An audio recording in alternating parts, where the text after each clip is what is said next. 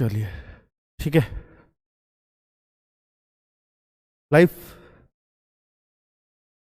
भाई यूट्यूब वालों को नमस्कार और यहाँ बैठे वालों को भी नमस्कार। और आज पहला क्लास है लॉकडाउन के बाद ऑफलाइन की बोलूँ तो। अब तक 2 दिन काउंसलिंग की है। अच्छा, ऐसे कौन कौन से बच्चे हैं जो दोनों दिन काउंसलिंग में नहीं आए और अब डायरेक्ट आए हैं? यार तुम तो बहुत सारे हो काउंसलिंग वाले, फिर कहाँ हैं? अच्छा, बाकी बचे हुए काउंसलिंग के हैं, ठीक है। अच्छा, तो अब वो लोग बताओ जो यूपीएसआई के अलावा किसी और की तैयारी में है और यहां बैठे हैं। वो लोग कौन कौन हैं? अच्छा, तो तुम जो लोग ऐसे बैठे हैं तो वो मिल करके जाना लास्ट में, ठीक है? ताकि आपकी थोड़ी काउंसलिंग की जाए और आपको बताया जाए कि आपको ये तैयारी करनी चाहिए और इस टाइम से इस टाइम तक पढ़ोगे तो आपके लिए बेहतर क्लास होगी, ठीक है? चलिए, आप लोग मिल करके जाना बाद में। ठीक है। गुड मॉर्निंग बच्चों, गुड मॉर्निंग सभी को। चलिए अब वो लोग बताएं कि भाई जो यूपीएसआई की तैयारी करने तो आए हैं लेकिन पहले तैयारी के टच में बिल्कुल नहीं है, एकदम मतलब मुझे एकदम शुरुआत से करनी है, ऐसे कितने लोग हैं? अच्छा, जो तैयारी के टच में ही नहीं है, ठीक है। अच्छा, आप बताएं कि भाई ऐसा क्यों और क्यों आपने सिर्फ यूपीएसआई ही सोचा? दिल्ली पुलिस कांस्टेबल के लिए आपने 1 महीने पढ़ाई की है? अच्छा। हाँ। तो फिर वहाँ तो परफॉर्मेंस अच्छी रही नहीं होगी 1 महीने, बिना पढ़े दे के आए। अच्छा, पढ़े लिखे वाले तो पता है कहाँ तक रहे, आप बता दो आप कहाँ तक पहुँचे उसमें। अच्छा, मतलब बिना पढ़े वाले 30 तक पहुँच रहे हैं, पढ़े लिखे 50-60 तक सिमट रहे हैं, बस ठीक है। अच्छा। हम्म।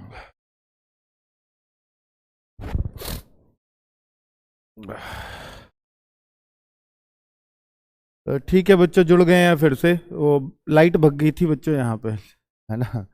ठीक है, अब जनरेटर चालू हुआ है, अब फिर से पता नहीं कब फिर से भग जाए, वो तो पता नहीं। बाकी देखते रहो, एक आध दिन में ये चीज़ें सुधरेंगी। ठीक है, बैठ जाइए।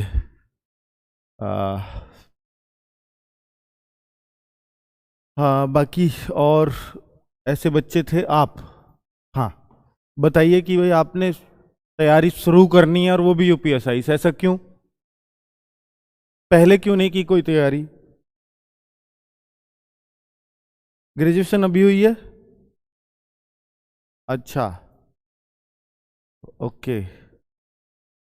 तो पहले कोई पढ़ाई वढ़ाई, कोई अनुभव है? दिल्ली पुलिस कांस्टेबल के लिए कितने दिन पढ़ाई की थी? 42 नंबर हैं। कितने दिन पढ़ाई की थी? 1-1.5 महीने। ग्रेजुएशन इंटर क्या रहे हैं सब्जेक्ट्स? B com. अच्छा, तो भाई यूपीएसआई क्योंकि आप शुरुआत ही कर रहे हैं, इससे पहले यूपीएसआई के लिए कुछ पढ़ाई की कहीं ऑनलाइन ऑफलाइन कुछ तो बताइए, कुछ रिकॉर्ड? कभी नहीं? बहुत मुश्किल हो जाएगा, क्योंकि अगर एकदम फ्रेशर्स यूपीएसआई के बैच में एकदम से शुरुआत करेंगे तो बड़ी दिक्कत आएगी, क्योंकि यूपीएसआई की भर्ती 2-3 साल से चल रही हैं अखबारों में, तो बच्चे लोग लगे पड़े हैं और सेलेक्ट वही हो पाएंगे जो मतलब बहुत, या तो बहुत ही ये एक बना के आए दृढ़ संकल्प, भाई मुझे यूपीएसआई में ही जाना है और चाहे उसके लिए मुझे दिन एक करना पड़े या रात, वो कोई फर्क नहीं पड़ता। तो या तो उस टाइप के बच्चे या फिर जो लगे पड़े हैं, मतलब तैयारी का भी अनुभव है या सब कुछ है। चलो देखेंगे हम 1 महीने के बाद, अभी मैं एडमिशन इसमें कर लेता हूँ आपका, 1 महीने के बाद हम लोग टेस्ट लेंगे, उसमें स्थिति देखेंगे और उसमें फिर आपको फिर बैच सजेस्ट करेंगे कि कौन सा होना चाहिए। आपको एक्चुअल में 2021 में जॉब लेनी चाहिए, ये नहीं सोचना चाहिए कि सिर्फ यूपीएसआई, बला बजाय ये सोचना चाहिए कि भाई मुझे नौकरी लेनी है 2021 में, ठीक है? तो चलिए बैठिए। हाँ, बाकी और ऐसे बच्चे कौन हैं? अच्छा, जो पहले पहले कोई तैयारी का अनुभव? अभी तक कोई तैयारी नहीं की, सिर्फ यूपीएसआई में आके बैठे हैं सीधे? अच्छा, कहाँ से आ रहे हैं? अच्छा, यहीं से हो। तो ऐसा क्यों सिर्फ यूपीएसआई?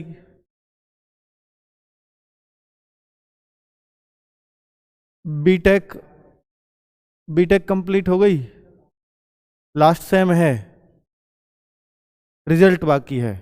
हाँ, तो होपफुली रिजल्ट आ जाएगा तो फॉर्म भर पाओगे। ठीक है। तो अच्छा, रिजल्ट की कब तक संभावना है? तो आपने बीटेक किया है और अच्छा, ओके ओके। तो 12th तक पीसीएम पढ़ा है और अभी कंपटीशन का एबीसीडी नहीं जानते? ओके। मतलब पकड़ जाओगे चीज़ों को, आपके एजुकेशन से लगता है, बट बहुत मेहनत करनी पड़ती है, क्योंकि बहुत सारा एक्सपीरियंस्ड बच्चा होता है, वो बहुत अच्छा परफॉर्मेंस करने की उम्मीद देता है। एकदम फ्रेशर्स, इसको कंपटीशन का भी नहीं पता, और हम सोच रहे हैं कि अप्रैल में एग्ज़ाम हो जाएगा यूपीएसआई का, और उस तक आप तैयारी पूरी कर पाओगे, ये थोड़ा सा डाउटफुल लगता है। वो आपके ऊपर डिपेंड करता है कि आप कितना कर सकते हैं। ठीक है, चलिए बैठिए। और ऐसा कौन था कि भाई जो फ्रेशर्स है, बिल्कुल यहाँ बैच में बैठा है और यूपीएसआई को टारगेट करना चाहता है, एकदम फ्रेशर, कि हमें कोई एक्सपीरियंस नहीं है, ना कंपटीशन का एबीसीडी आता है, और ना ये पता कि एग्ज़ाम कैसे होते हैं, क्या है कैसे है, और कहीं ना पढ़ाई की हो? तो मैं उनको अच्छे से सजेस्ट ही करूँगा। ऐसा और कोई नहीं है, तो दो तीन बच्चे हमें ऐसे मिले इस बैच में। चलिए, ओके। क्योंकि पढ़ाने से पहले आपके बारे में जानना बहुत ज़रूरी है कि भाई आप क्या कर सकते हैं। अच्छा, ज़्यादातर बच्चे आप में से होंगे जिन्होंने यूपी पुलिस कांस्टेबल के एग्ज़ाम दिया हो या जेल वार्डर का दिया हो। ऐसे तो ज़्यादातर बच्चे हैं शायद आप लोगों में जो बैठे हुए हैं। ठीक है, और चलिए ठीक है, तो शुरुआत तो हम करेंगे भाई, बहुत अच्छे से करेंगे, और स्पेशली यूपीएसआई को ही ध्यान में रख के 7 बजे से 11:30 बजे तक क्लासेज चलेंगी। तो पहले तो आप अपनी पढ़ने की, लगातार पढ़ने की क्षमता को बढ़ाइए, क्योंकि 4.5 घंटे पढ़ पाना लगातार एक जगह बैठकर, ये हर किसी के बस की बात नहीं है। ठीक है, अगर आप में वो मादा नहीं है कि भाई नहीं जी, ज़्यादा देर बैठने से तो मुझे नीचे से पसीने आते हैं या दुखता है पीछे से, तो वो थोड़ा सा जो है भैया साइड ही हो तो बेहतर है, क्योंकि यहाँ तो पसीने निकलेंगे ही, इसमें कोई शक नहीं है। ठीक है, और जो बहुत मेहनत करेंगे वाकई में, तो वो फिर क्या पसीना और क्या वो, बस यही है कि फिर तो बस 2 स्टार दिखते हैं और कुछ नहीं दिखता। सारी मेहनत उसके लिए हो रही है, जितनी हो जाए उतनी कम है, जितनी हो जाए वो कम ही है, ज़्यादा उन्हें कभी लगती ही नहीं है। ठीक है, लगने वाले बच्चों में फ़र्क बता रहा हूँ। और आपको ये भी पता है कि कम से कम 12 लाख फॉर्म, क्योंकि 10 लाख का तो यूपी गवर्नमेंट ने टेंडर ही दिया है कह के। ठीक है, और जैसे तुम घर में कोई काम करवाते हो तो मिस्त्री थोड़ा सा कम ही बता के ही तो चलोगे शुरू में। ठीक है भैया, इतना कर दे, एस्टिमेट बता अपना। तो उस टाइप से उन्होंने 10 लाख का एस्टिमेट पूछा है, और हो सकता है फॉर्म 11-12 लाख ही आए। तो अब 11-12 लाख में से 9500 बच्चे, मान लीजिए 12 लाख फॉर्म आते हैं, तो 11 लाख और करीब 90,000 बच्चे तो लगने ही नहीं हैं। ठीक है, 10,000 तो लगने हैं, या 9500 ही तो लगने हैं। तो भाई उनमें फर्क होना चाहिए तैयारी में, मतलब वो एक दिखना चाहिए कि हमारा ही नंबर क्यों आएगा, मतलब ये इतनी मेहनत कर रहा है, ये भी कर रहा है, ये भी कर रहा है, मेरा ही क्यों आएगा। उसका एक फर्क अलग आना ही चाहिए आपकी तैयारी में। ठीक है, जैसे हम टीचर्स में भी होता है कि भाई बहुत सारे लोग पढ़ा रहे हैं, लोग मुझे ही क्यों देखें, इसके लिए हमें कुछ अलग देना पड़ता है। तो वो यही है कि हम लोग जी जान से मेहनत करते हैं, चाहे ऑफलाइन हो या ऑनलाइन हो, उससे फर्क नहीं पड़ता। पर ऑफलाइन में क्योंकि मैं एक प्रण ले चुका हूं, आप सबको भी पता होगा कि यहाँ जितने भी बच्चे आए, आज पहला दिन है, संडे है, बारिश भी हुई है ग्रेटर नोएडा में, तो बूंदाबांदी रही है ठंड के टाइम में, तो ज़्यादातर बच्चे बाइक से आते हैं। तो आज ये स्ट्रेंथ थोड़ी सी कम है, कल हो सकता है मंडे से, कई तो सोचे बैठते हैं यार संडे से नहीं, संडे तो छुट्टी का दिन है, सोमवार से ही शुरुआत करेंगे, आज यहीं देख लेते हैं मोबाइल पे। कई तो ऐसे पड़े पड़े देख रहे होंगे जिनको यहाँ आना भी है। तो भाई वो थोड़ा सा आलकस ये सब त्यागना पड़ेगा। और अप्रैल में मान के चलता हूँ कि अप्रैल में 100% आपका एग्ज़ाम हो जाएगा, और उस हिसाब से ही मैं तैयारी को लेकर के चलूँगा। आपने चाहे जैसे भी अब तक तैयारी की हो, उससे फर्क नहीं पड़ता, पर अब जो यहाँ बैठा है वो अगर तैयारी नहीं करेगा तो आपको सिर्फ यहां बैठने दिया जाएगा 1 महीने, ठीक है, 1 महीने, क्योंकि हमारे पास ज्यादा टाइम नहीं है कि हम आपके सुधार को देखें। तो सुधार देखने का टाइम हमारे पास नहीं है, ये मैं आपको रियलिटी बता रहा हूं। तो 1 महीने में हमें ये दिखा देना कि सर मैं देखो यूपीएसआई निकाल सकता हूं, ये रहा मेरा रिजल्ट।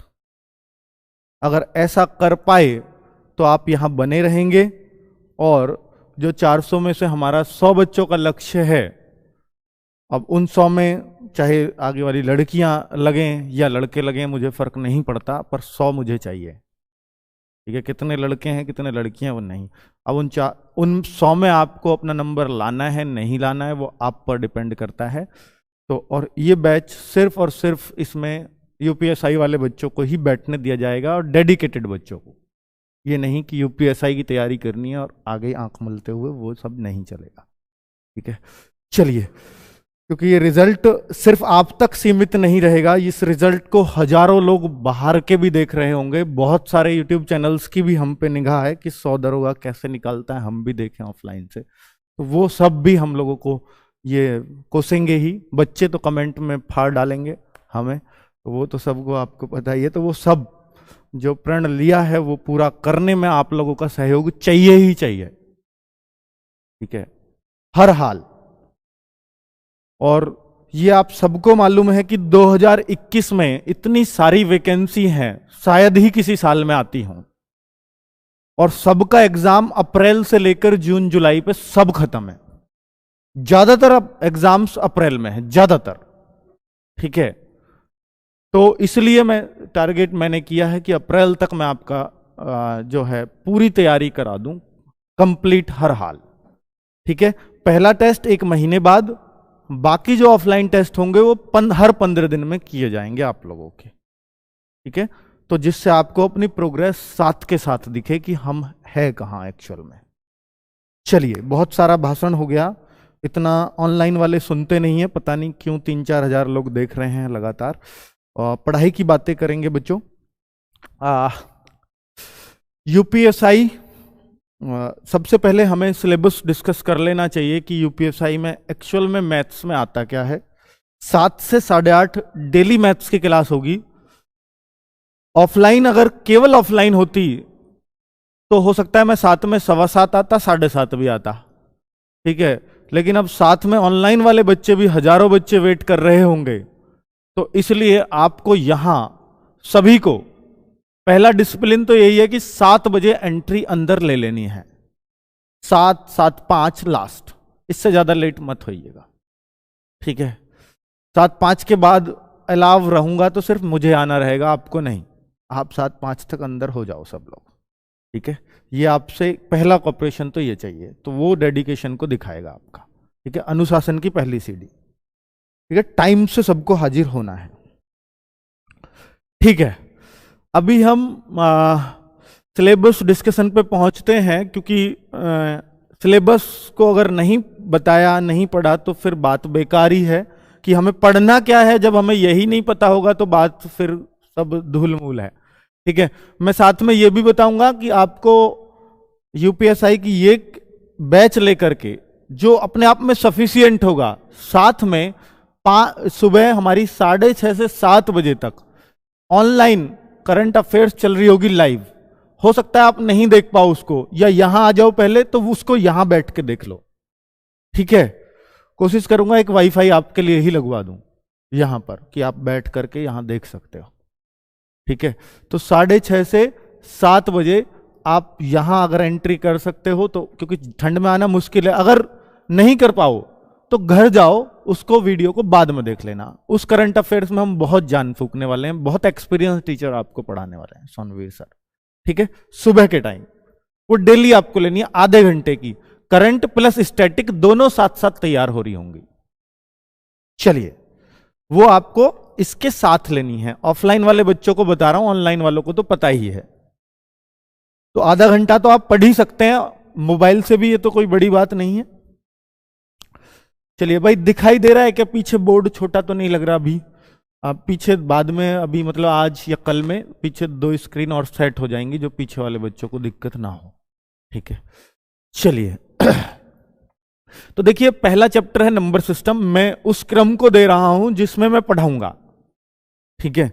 तो नंबर सिस्टम अब तक भी पढ़ा है, यूट्यूब पे भी पढ़ा है, पर अब थोड़ा सा एडवांस लेवल हमें लेकर के चलना होगा, जो सिर्फ और सिर्फ डेडिकेटेड होगा यूपीएसआई पर।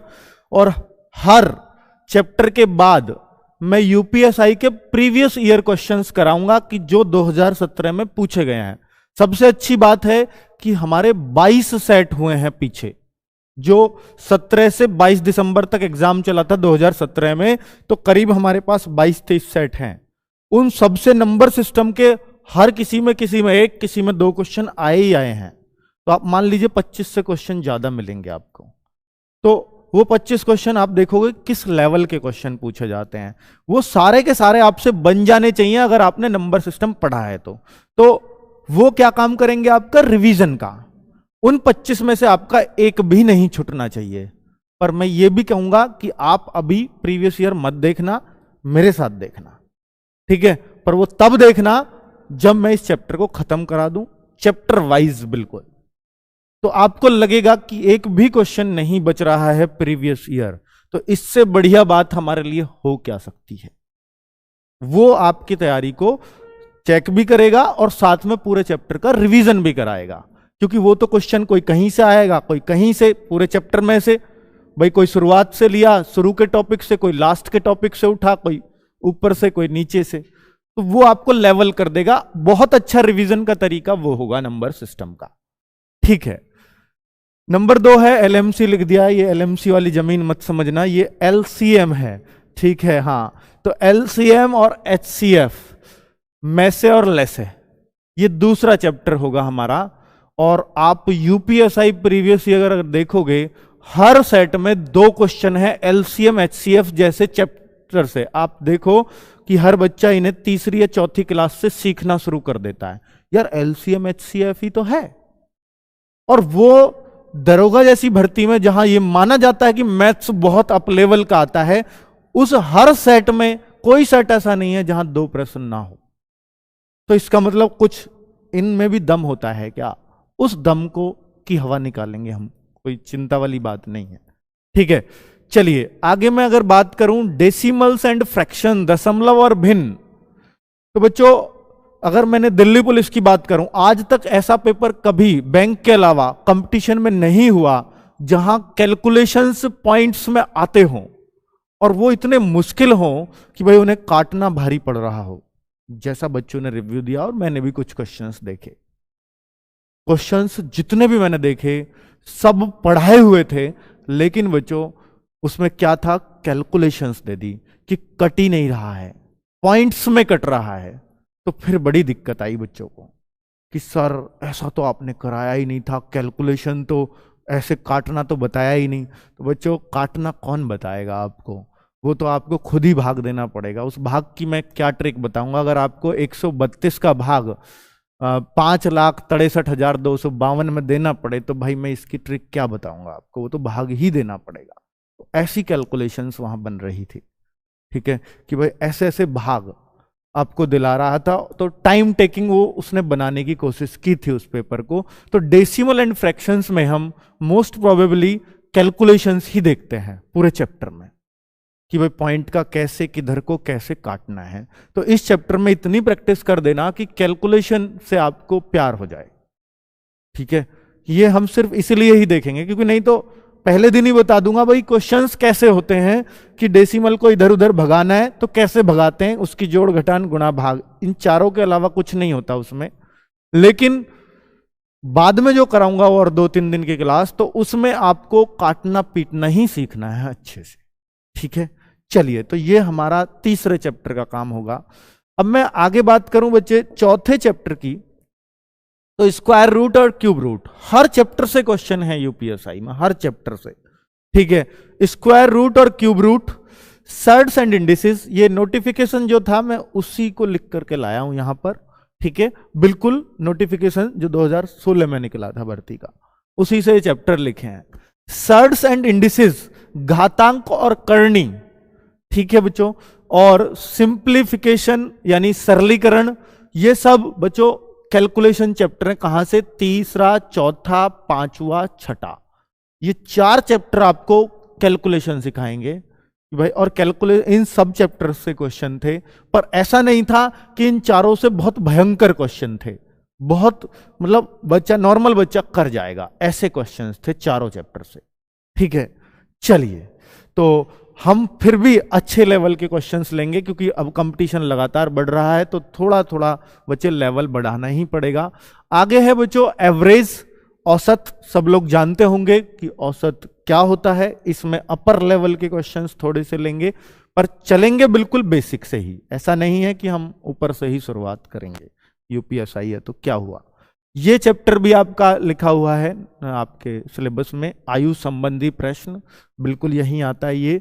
परसेंटेज, प्रतिशतता यानी लाभ हानि, प्रॉफिट एंड लॉस, डिस्काउंट यानी बट्टा, रेशियो एंड प्रोपोर्शन अनुपात और समानुपात, पार्टनरशिप यानी साझेदारी, टाइम एंड वर्क समय और कार्य, ये बच्चे मिक्सचर एंड एलिगेशन। अगर मैं बात बच्चों ये बोलूं कि लंबे लंबे लैंग्वेज के क्वेश्चंस किन चैप्टर से आते हैं, तो वो यही है, पार्टनरशिप हो गया, टाइम एंड वर्क हो गया, जहां से लंबी लैंग्वेज के क्वेश्चंस बनते हैं, और कभी कभार बट्टे से और प्रॉफिट लॉस से भी लंबी लैंग्वेज के। नहीं तो ऊपर के कोई चैप्टर ऐसा नहीं है जिससे बहुत लंबी लैंग्वेज का क्वेश्चन बनता हो। मिक्सचर एंड एलिगेशन, कभी कभी इससे भी क्वेश्चन लेंथ ही आ जाते हैं, ठीक है, तो वो सारी लेंथ करेंगे हम। और टाइम एंड डिस्टेंस बच्चों, ये चैप्टर बहुत सारे बच्चों का कमजोर होता है, वीक होता है, ठीक है, और इसमें वो उलझाना भी अच्छे से जानता है। तो ये चैप्टर थोड़ा सा मतलब हमें ज्यादा टाइम दे करके करना होगा, ठीक है, अच्छे से एकदम। सिंपल इंटरेस्ट और कंपाउंड इंटरेस्ट कोई बहुत बड़ी बात नहीं है, दोनों ही चैप्टर बहुत ही मजेदार होते हैं, ठीक है। कंपाउंड इंटरेस्ट की किस्त वाले क्वेश्चंस जो इस बार यूपीएसआई में देखने को मुझे जो सबसे ज्यादा उम्मीद लगती है, वो ये मिलने की उम्मीद लगती है। तो हम किस्त को बहुत अच्छे से सीख रहे होंगे, ठीक है। चलिए, तो मेंसुरेशन 2D एंड 3D यानी क्षेत्रफल और आयतन, ये हम इसमें करेंगे। मेंसुरेशन है, एडवांस की बात करूं तो कौन कौन से चैप्टर एडवांस के हैं इसमें, वो यही है।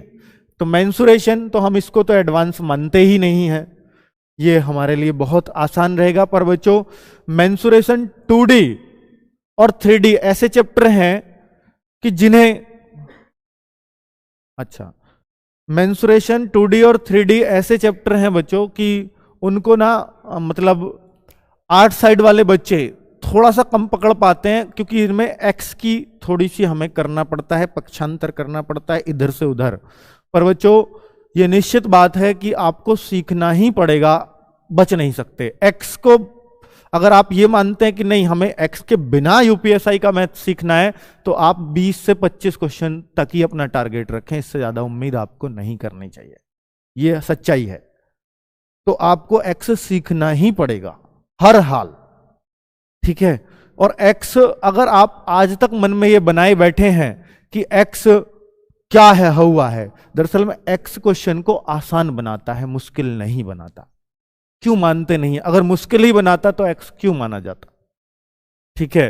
एक्स चीजों को इजी करता है, बस जब तक डर लगता है, जब तक उसे मानो नहीं और उसे सीखो नहीं, वो बिल्कुल इजी होता है, ठीक है। तो 2D और 3D में उन चीजों की जरूरत पड़ेगी, तो इसलिए मैं आपसे बोल रहा हूं use of table and graph, ये सबसे आसान चीज मैं बोलूं यूपीएसआई में तो यही है। Use of tables and graph, वो जो आपके पाई चार्ट वगैरह है वो सब कुछ इसके अंदर ही आ जाएगा। अंक गणितीय, संगणना, अन्य विश्लेषणात्मक कार्य, ये दोनों चैप्टर उस टाइप के ही हैं, तो आप इन्हें एडवांस में भी रख सकते हैं। स्टैटिस्टिक्स जिसको बोलते हैं वही है ये, ठीक है। तो बहुत आसानी से ये बहुलक ये क्या होता है या माध्यिका, ये सब हम जो सीख रहे होंगे वो सब यहीं पे हम लोग सीखेंगे, ठीक है।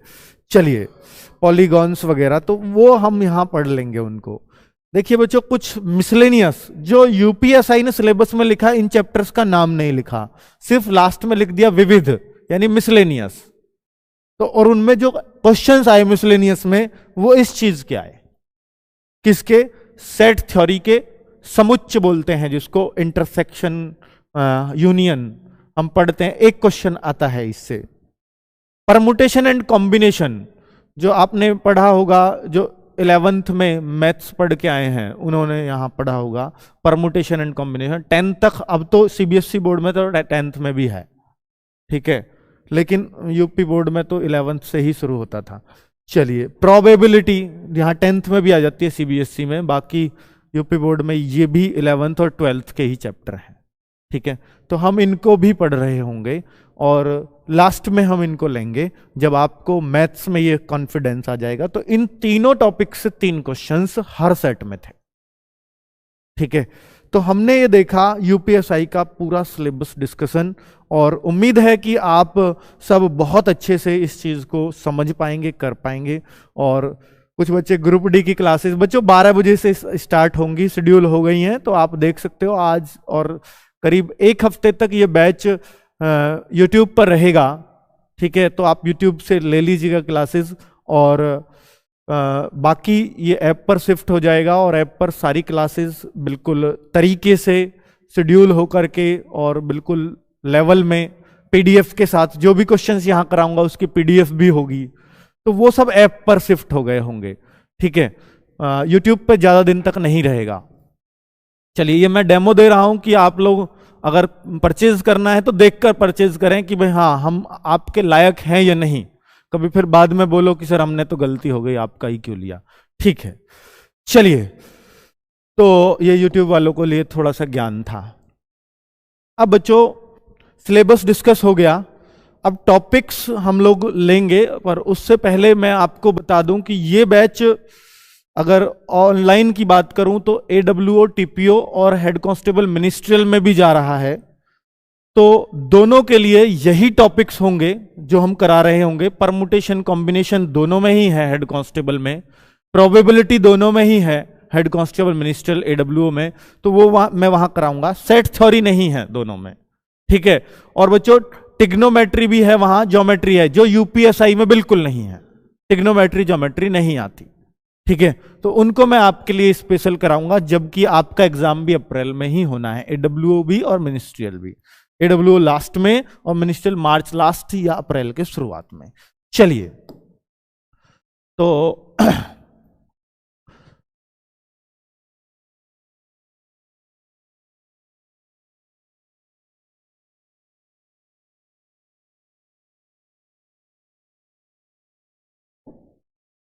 देखिए ये टॉपिक्स हैं जो मैंने AWO के सिलेबस से लिए हैं, number system, ratio, proportion, percentage, तो ये वहाँ के उससे मैंने लिए थे नोटिफिकेशन से। तो यहाँ देखिए mensuration, geometry, trigonometry, data interpretation वही है जो टेबल्स लिख दिया था यूपीएसआई में, सिक्वेंसेस एंड सीरीज, तो ये तो सबको पता, परमुटेशन, कॉम्बिनेशन, ये सब है।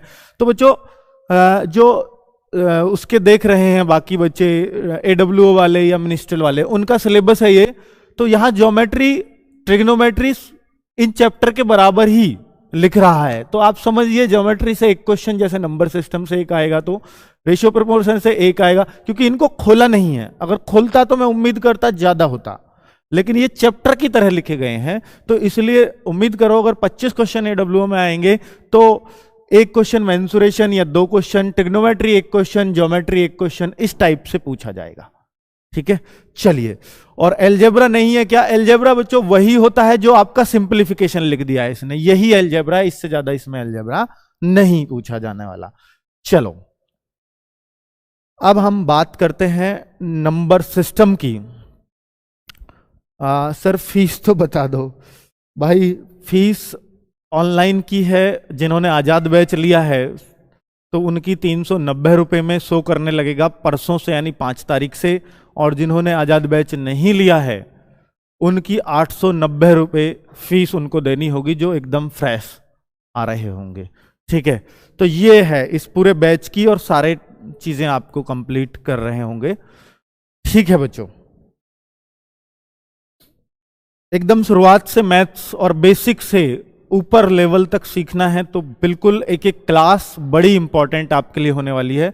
और मैं ऑफलाइन वाले बच्चों को बता दूं कि भाई मेरे सामने बैठ के जम्भाई मत लेना बस, ठीक है। ऐसे मुंह फाड़ के जो लेते हैं, हाँ वो वाला से मुझे ऐसे लगता है इससे मजा बिल्कुल नहीं आ रहा। तो वैसे मास्क वास्क लगा के बैठोगे तो इस बात का फायदा आपको रहेगा, कितनी जम्भाई मारते रहो, ठीक है। और वो किस लिए ली जाती है वैसे जम्भाई? इसलिए ली जाती है कि शरीर में ऑक्सीजन की थोड़ी सी मतलब ज़्यादा ज़रूरत है और हम कम ले पा रहे हैं। तो मास्क में वैसे ज़्यादा भी आती है क्योंकि ऑक्सीजन कम जा पाती है, ठीक है। तो थोड़ा सा मतलब इस बात को इग्नोर ना करें कि जम्भाई से थोड़ा सा मुझे दिक्कत है, मुझे लगता है इसको मज़ा नहीं आ रहा पढ़ने में, ठीक है। बाकी पानी वानी देखिए पीते हैं तो जम्भाइयाँ नहीं आती हैं, क्योंकि ऑक्सीजन दे रहे हो पानी में, H2O होता है। तो जितनी जरूरत थी आपने पानी से दे दी, आपको मुंह फाड़ के और लेने की जरूरत नहीं है। चलो ठीक है, तो नंबर सिस्टम में आज जो हमारा टॉपिक होगा, क्योंकि नाम ही क्या है, संख्या पद्धति, और मैंने टॉपिक लिखा है नो द नंबर्स, यानी सबसे पहले हमें संख्याओं को ही जानना है, क्योंकि नाम ही नंबर का सिस्टम बनाना है, ठीक है। नंबरों का सिस्टम, तो नंबर्स होते क्या हैं? क्या हम नंबर्स नहीं जानते? 1 2 3 4 5 6 8 9 0, यही तो नंबर्स होते हैं, बिल्कुल यही होते हैं। फिर 1/3 क्यों बना? ठीक है, वो भी तो नंबर्स ही होगा, बिल्कुल। 0.25 क्यों बना? 0.345 ये क्यों बना? तो भाई वो सब नंबर्स हैं। कौन सा कैसे नंबर्स है, कौन सा नंबर्स क्या बोला जाता है कि रियल नंबर्स क्या है, यानी वास्तविक संख्याएं क्या है, नेचुरल नंबर्स आपने सुने होंगे, सम संख्याएं आपने सुनी होंगी, विषम संख्याएं इवन ऑड, अभाज्य आपने सुनी होंगी, प्राइम नंबर्स, और आपके जो भी यानी अभाज्य और भाज्य को कंपोजिट नंबर बोलते हैं, तो वो सब इसमें हम कवर कर रहे होंगे, ठीक है। तो उनके बारे में जानना और कैसे कहां से यूपीएसआई ने क्वेश्चन निकाला था वो भी मैं आपको बताऊंगा, ठीक है। तो इस टॉपिक से ही चलिए, तो नंबर्स को जानने के लिए भाई हमें क्या सीखना पड़ेगा पहले? तो ये 1 2 3 4 5 कहां लाई करते हैं, पूर्णांक क्या चीज होती है, यानी इंटीजर क्या चीज होते हैं, वो सब हमें जानना है। इमेजिनरी नंबर भी होते हैं क्या? जैसे हमने वास्तविक संख्याएं रियल नंबर बोले, तो रियल तो ठीक है, तो इमेजिनरी क्या होता है फिर? भाई अगर वास्तविक है तो जरूरी सी बात है, वास्तविक कहा गया है तो काल्पनिक भी कोई चीज रही होगी, तो फिर काल्पनिक क्या होता है अगर रियल ये हैं? तो वो सारी बातें हम लोग करेंगे। तो पहले अगर मैं बोलूं तो बच्चों उन सबको बोलते हैं हम कॉम्प्लेक्स नंबर्स। कॉम्प्लेक्स नंबर्स, यानी अगर हिंदी में बोलता हूं तो ये है समिश्र संख्याएं, समिश्र इसको बोलते हैं, समिश्र यानी कॉम्प्लेक्स नंबर्स। जैसे हिंदी में भी आपको साफ नजर आ रहा है, हिंदी में भी अगर आपको साफ चीजें नजर आ रही हैं तो आप देखिए कि भाई मिश्र की दो चीजों का मिक्सचर है ये कहीं ना कहीं। कॉम्प्लेक्स का हिंदी में अगर अर्थ निकालते थे हम, और आपको मिल भी जाएगा, जटिल भी मिलता है इसका अर्थ, जटिल संख्याएं। जटिल मतलब होता है कठिन, तो मतलब ये कठिन संख्याएं क्या होती हैं, कॉम्प्लेक्स नंबर्स क्या होते हैं, समिश्र संख्याएं क्या होती हैं। तो मैं आपसे अगर बोलूं तो बच्चों ये रियल प्लस इमेजिनरी दोनों को मिला के जो संख्या बनती है उसको हम बोलते हैं क्या? सम्मिश्र संख्याएं। जो रियल और इमेजिनरी का मिक्सचर होगा, यानी मिश्र दोनों का मिक्सचर होगा, उसी को हम सम्मिश्र संख्याएं बोलेंगे। अब रियल नंबर्स क्या है और इमेजिनरी क्या है और दोनों का मिक्स कैसे? ठीक है, तो क्वेश्चन पेपर में यह भी आ सकता है, निम्नलिखित में से सम्मिश्र संख्या या कॉम्प्लेक्स नंबर्स कौन से हैं? ऑप्शन दे देगा। ठीक है, तो आपको कॉम्प्लेक्स नंबर की पहचान आनी चाहिए कि वो क्या होता है। तो पहले मैं आपसे अगर बोलूं कि रियल नंबर्स, तो जितने भी दुनिया में आज तक आपने संख्याएं सुनी हैं या पढ़ी हैं वो सब रियल नंबर्स होते हैं। तो यानी मैं पहले आपको रियल नंबर्स बताता हूं, उसके बाद इमेजिनरी पे आऊंगा। रियल नंबर्स क्या होते हैं, यानी वास्तविक संख्याएं क्या होती हैं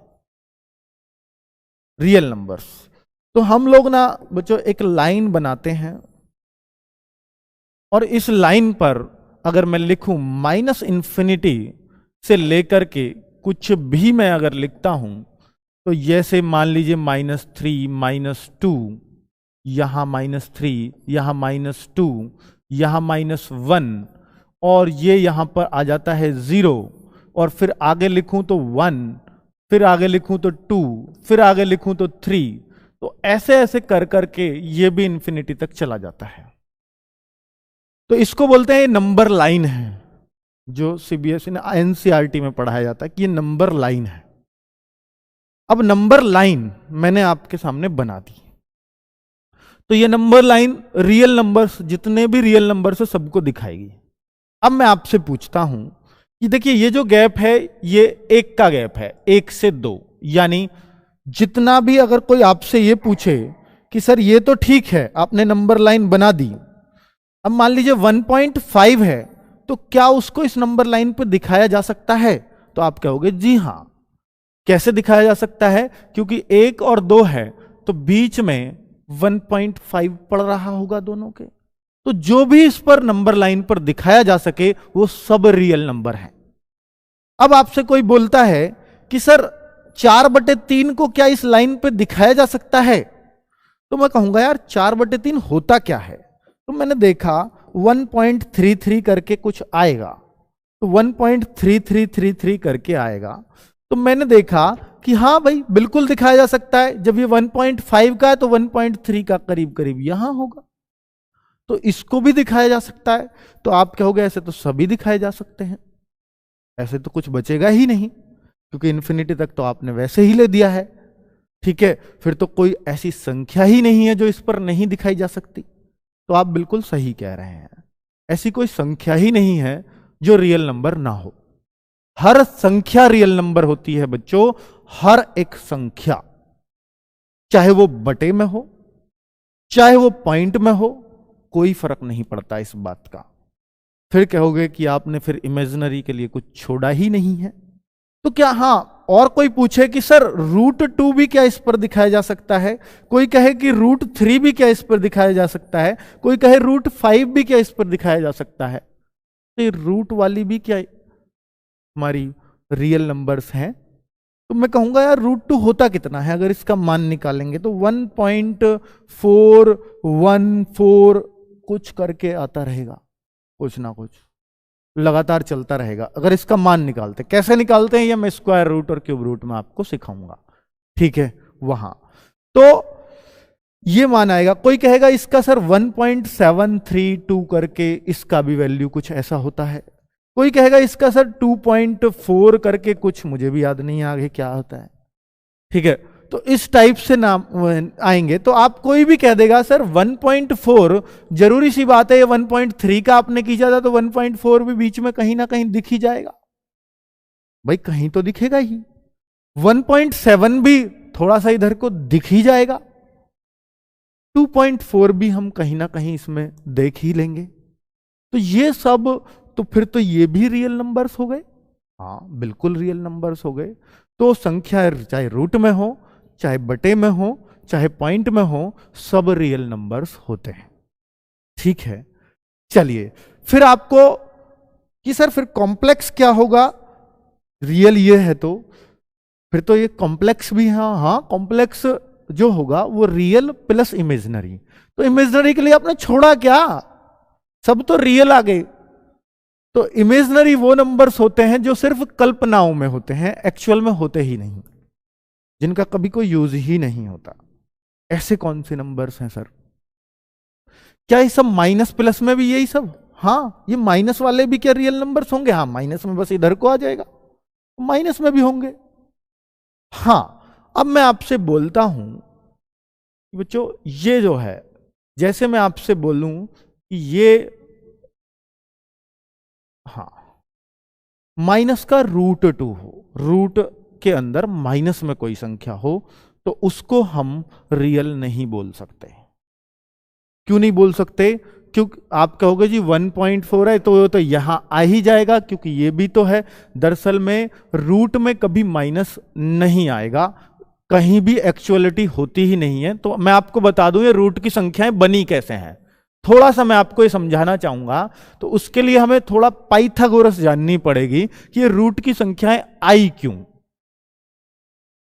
तो रूट की संख्याएं क्यों आती हैं बच्चों? तो मैं आपको वही चीज बताने वाला हूं, जैसे कोई कहे ये एक है और ये भी एक है, ये लाइन, ये दूरी एक है, यानी एक आप ऐसे खींच दो और एक ऊपर को खींच दो, एक तो ये है ही, एक ये ऊपर खींच दो, तो ये जो लाइन आएगी ये कितनी आएगी, इसकी लंबाई। तो आप कहोगे पाइथागोरस ने बता दी थी ये बात तो, कि भाई क्या आएगी कि 1 का स्क्वायर प्लस 1 का स्क्वायर, यानी 1 और 1 2, तो ये 2, ठीक है। तो ये रूट 2 ऐसे बना है। तो इसका मतलब आप यहां से देखिए, रूट 2 की वैल्यू एग्जैक्ट निकालूं तो यहां से जैसे प्रकार बच्चे खींचते थे ना, और ऐसे आपने ये ले ली, तो ये बिल्कुल यहां तक की दूरी ये रूट 2 का मान है, ये रूट 2 का मान है, ठीक है। तो रूट 2 जो एग्जैक्ट किसी को देखना था 1.4, तो वो यहां आएगा। इस तरीके से आप पूरा रूट 2 का मान निकाल सकते हैं। तो रूट 2, मेरा जो कहने का मतलब था कि रूट में संख्याएं क्यों बनी, कैसे बनी, वो ऐसे बनी रूट में। अब बच्चों, अब आप ये सोच करके मुझे बताओ, क्या ये रूट में कभी माइनस भी आ सकता था क्या? अगर ये माइनस ही होता, क्योंकि एक माइनस से जरूर माइनस आ जाता है, ऐसा आपने सुना होगा, भाई एक माइनस एक प्लस हो तो गुणा करेंगे तो माइनस में चीजें आती हैं। तो चाहे ये माइनस हो या प्लस हो, जब हम इसका रूट निकाल रहे होंगे तो 1 का स्क्वायर और -1 का भी अगर मैं स्क्वायर करूंगा तो ये भी -1 का स्क्वायर भी +1 ही हो जाएगा फाइनली, कि नहीं होगा? तो क्या रूट में माइनस आया क्या, ये बताओ। अगर ये भी माइनस होता तो क्या रूट में तब माइनस आ सकता था क्या? आप कहते नहीं, माइनस के 1 का स्क्वायर ही होता और वो +1 हो जाता। तो कभी रूट में माइनस आ ही नहीं सकता था, बन ही नहीं सकता था किसी भी सूरत में। इसलिए हम कहेंगे कि भाई ये तो फिर सिर्फ कल्पनाओं में हुए, ये तो कभी रियलिटी में तो आएगा ही नहीं। आपके रूट 3 फिर कैसे आ जाता है? तो रूट 3 की अगर मैं बात बच्चों करूं तो ऐसे करता हूं कि रूट 3 कैसे आया होगा। तो देखिए, रूट 3 की वैल्यू इसमें कहां देखूंगा? तो देखो, ये मैं 1 ले लूं और इसको मैं रूट 2 ले लूं, तो इसका मान क्या आ जाएगा, खुद बता दो। आ जाएगा रूट 3, ठीक है भाई। ये मैंने यहां तक मान लिया, रूट 2 ये आ गया, और एक ऊपर को खड़ा कर लूं, फिर मैंने देखा ये जो है, ये जो लाइन होगी ये रूट 3 की होगी, ठीक है। अब रूट 3 की ये लाइन होगी, तो इस टाइप से हम कह सकते हैं कि भाई ये रूट 3 की वैल्यू भी हम निकाल पाते हैं। तो रूट 4 तो वैसे ही अपने आप में 2 होता है। तो मतलब कुल मिलाकर के हमने एक चीज नोट करी कि रूट में कभी माइनस आ ही नहीं सकता, चाहे कुछ भी हो जाए। तो जो रूट में माइनस आया वो क्या कहलाएगा? इमेजिनरी, कि वो सिर्फ कल्पनाओं में हुए, रियलिटी में तो कुछ है ही नहीं, ठीक है। चलो, बहुत सारी बात आपने समझी है, जानी है। तो बच्चों, अगर मैं बोलूं कि भाई रूट 2 माइनस में है, तो हम इसको क्या करते हैं कि रूट 2 होता है एक्चुअल में माइनस में होता ही नहीं, तो हम √1 को अलग से निकाल लेते हैं कि ये जो माइनस है ना, इसको -1 कर देता हूं मैं, रूट में -1। और ये जो रूट में -1 होगा ना बच्चों, इसी को हम इमेजनरी बोलते हैं। ये है इमेजनरी चीज, इसमें से क्रीम निकाल ली हमने। तो इमेजनरी को हम आई से डिनोट करते हैं, और इसको हम इमेजनरी आई को ना कहकर इसको हम बोलते हैं आयोटा। आयोटा, आयोटा जो वर्ड आया वो इमेजनरी से ही आया, ठीक है। तो हम कह सकते हैं कि आई की वैल्यू क्या होती है, √-1। कोई पूछे आपसे, यूपीएसआई में कल को क्वेश्चन आ जाए कि आयोटा की वैल्यू क्या होती है, तो आप कह सकते हो रूट के अंदर -1, ठीक है। ये आपका आयोटा होता है। अगर कोई पूछे आई स्क्वायर क्या होता है, तो आई स्क्वायर बच्चे जब इस तरफ से स्क्वायर करेंगे तो उधर भी स्क्वायर होगा, आई स्क्वायर बराबर -1, ठीक है। तो आई स्क्वायर बराबर -1। तो ये होता है आयोटा और ये होता है इमेजिनरी नंबर्स। क्या -3 भी इमेजिनरी है? नहीं, ये तो रियल है। रूट इसके ऊपर लग जाएगा, क्या ये इमेजिनरी है? जी हां, ये इमेजिनरी है। क्या √16 भी इमेजिनरी है माइनस का? इसका तो वर्गमूल भी निकल जाएगा। हां, क्योंकि आपने अगर इसको अलग करना है तो √16 और गुणा √1 माइनस का करना ही पड़ेगा।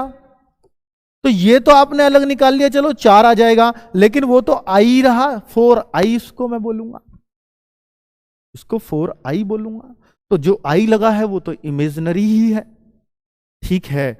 तो चलिए, तो आपने जाना कि इमेजिनरी एक्चुअल होता क्या है। उम्मीद है आप सबको बहुत अच्छे से ये बात समझ में आ गई होगी। और अगर मैं बात करता हूं भाई, कैमरा मत हिलाओ, हाँ ठीक है, चलो।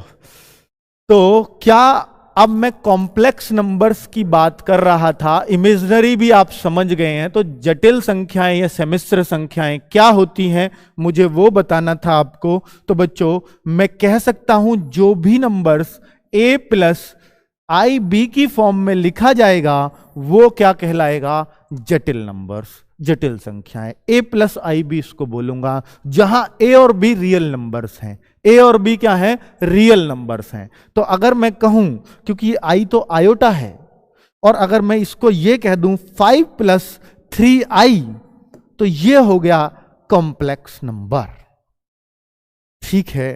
चलिए, और क्यों है ये? अरे भाई ये इसलिए है क्योंकि ये √-9 रहा होगा, तभी तो 3i आया होगा।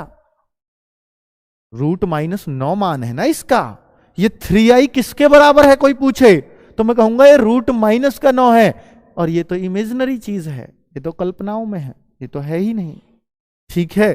तो ये 5 + 3i यानी रियल के साथ अगर हम मिला दें किसको, फेक को या इमेजिनरी को, तो वो ये है, ठीक है। तो आप समझ गए होंगे कि जटिल संख्याएं या सम्मिश्र संख्याएं क्या होती हैं।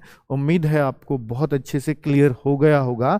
और अब आप रियल नंबर्स में बिल्कुल गलती नहीं करेंगे कि रियल नंबर्स एक्चुअल होते क्या हैं, ठीक। अब मैं आगे आता हूं कि भाई रियल क्या होते हैं। अब रियल को भी बांटा गया, रियल नंबर्स को कई भागों में, क्योंकि हमें सम विषम तक जाना है लास्ट, आप सबको पता है। प्राइम पर भी जाना है कि वो कहां से बने, रेशनल इरेशनल पे भी जाना है, परिमेय अपरिमेय पे भी जाना है, मतलब वो कहां से आए, क्योंकि परिमेय अपरिमेय से ही क्वेश्चन बना था यूपीएसआई में, ठीक है। तो वो सब हम देखेंगे। तो क्वेश्चन कहीं से भी बन सकता है बच्चों, कितने भी बेसिक लेवल से, कितने भी हाई लेवल से। कभी कभी बेसिक लेवल का क्वेश्चन ही इतना हाई लेवल लगता है हमें, क्योंकि हमने वो चीज इतना बेसिक था, हमें किसी मास्टर ने पढ़ाना ही उचित नहीं समझा उस बात को, तो हमारे लिए तो वो हाई ही हो गया जब हमसे हुआ ही नहीं एग्जाम में, ठीक है। चलिए, तो कुल मिलाकर रियल नंबर्स की हम लोग बात कर रहे हैं। कोई बोर हो गया हो तो बता दो कि ऐसे भी थक रहे हो क्या, ये बताओ। सबको चीजें समझ में आई हैं या नहीं आई हैं, ये बात बता के चलो। कि ऐसे लग रहा है कि नहीं सर ये तो चीजें हमारे मतलब की नहीं है और हम नहीं सीख पाएंगे, ऐसा नहीं लगना चाहिए। अगर पहली क्लास में किसी को ऐसा लगता है तो फिर बच्चों बड़ी ही दिक्कत होती है, क्योंकि हम तो अभी आपका बेस बना रहे हैं। क्योंकि नंबर सिस्टम हर एग्जाम के लिए इतना इंपॉर्टेंट है कि आप सोच भी नहीं सकते, क्योंकि हर जगह इससे मैं बोलूं सीजीएल मेंस तक में इस चैप्टर से 5-5 क्वेश्चन 100 में से आते हैं, 6-6 क्वेश्चन, 10-10 क्वेश्चन भी आते हैं इस चैप्टर से। सबसे ज्यादा इंपॉर्टेंस ही इस चैप्टर को दी जाती है वहां पर। ठीक है, तो रियल नंबर्स की अगर मैं बात करता हूं बच्चों, तो हम लोग इसको 2 भागों में बांट करके चलेंगे। मेनली मैं 2 भागों में बांट करके चलता हूं, जितने भी नंबर्स हैं उन सब को, जितने भी रियल नंबर्स हैं 2 भागों में कैसे कर दूं बच्चों, कि जैसे मैं एक तो कह दूं पूर्णांक, यानी जिसको हम इंटीजर बोलते हैं पूर्णांक, और दूसरा दशमलव यानी डेसिमल। अभी आपने सिर्फ 2 ही चीजें तो देखी थी बच्चों, कि भाई या तो दशमलव आ रहा था या पूरे अंक आ रहे थे नंबर लाइन पे, इसके अलावा तो कोई चीज ही नहीं थी। भाई √2 था तो वो भी पॉइंट ही था, 4/3 था तो वो भी पॉइंट ही था। तो वो सब किस में आएंगे? दशमलव में आएंगे। और पूर्णांक क्या होते हैं, इंटीजर क्या होते हैं? 1 2 3 4 5। इंटीजर नेगेटिव भी हो सकता है, पॉजिटिव भी हो सकता है, यानी -3 -4 ये सब क्या है? ये सब भैया ये पूर्णांक हैं।